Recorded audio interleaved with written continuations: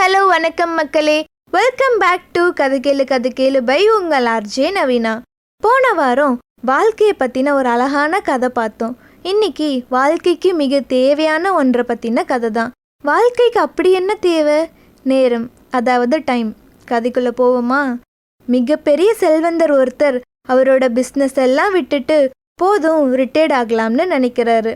அந்த டைமில் யமதர்மர் அவர் கண் முன்னாடி தோன்றி உன்னோட ஆயுட்காலம் முடிவடைஞ்சிருச்சு அப்படின்னு சொல்கிறாரு. இது கேட்டதும் அந்த ரிச்மேனுக்கு ரொம்ப அதிர்ச்சி ஆகிருச்சு.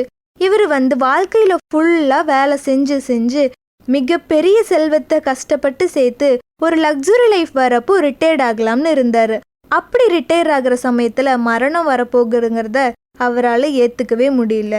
அப்போது அந்த ரிச்மேன் யோசிக்கிறாரு, நம்ம இது வரைக்கும் சேர்த்து வச்ச சொத்தை எல்லாத்தையும் வச்சு நம்ம வாழ்க்கையில் இன்னும் கொஞ்ச நேரத்தை வாங்கிக்கலாம் அப்படின்னு சொல்லி யமன்கிட்ட கேட்குறாரு. ஆனால் அந்த யமன் அதுக்கு ஒத்துக்கவே இல்லை. ஃபைனலாக அவர் கெஞ்ச ஆரம்பிக்கிறாரு, எனக்கு ஒரே 1 மணி நேரம் மட்டும் தாங்க, என்கிட்ட இருக்க எல்லா சொத்தையும் நீங்களே எடுத்துக்கோங்க.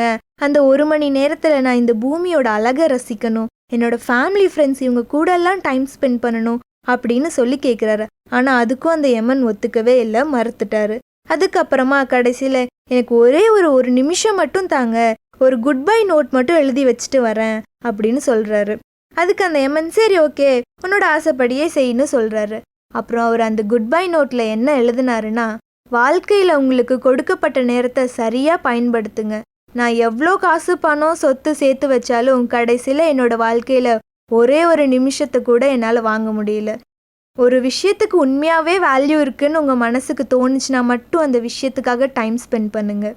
ஒவ்வொரு நிமிஷத்தையும் சந்தோஷமாக அனுபவித்து வாழுங்க அப்படின்னு சொல்லி அந்த நோட் எழுதி முடிக்கிறார். இதிலிருந்து நம்ம கற்றுக்க வேண்டியது என்னென்னா, வாழ்க்கை மற்றும் நேரத்தை 2 ஆசிரியர்கள் என்று சொல்லலாம். ஏன்னா வாழ்க்கை நமக்கு எப்படி நேரத்தை சரியாக உபயோகிக்கணும்னு கற்றுத்தரும். அதே மாதிரி நேரம் வாழ்க்கையோட மதிப்பை கற்றுத்தரும். கதை பிடிச்சிருக்கும்னு நம்புகிறேன். Stay happy, stay positive. மீண்டும் இன்னொரு இன்ட்ரெஸ்டிங்கான கதையோடு உங்களை சந்திக்கும் வரை உங்களிடமிருந்து விடைபெறுவது நான் உங்கள் ஆர்ஜே நவீனா.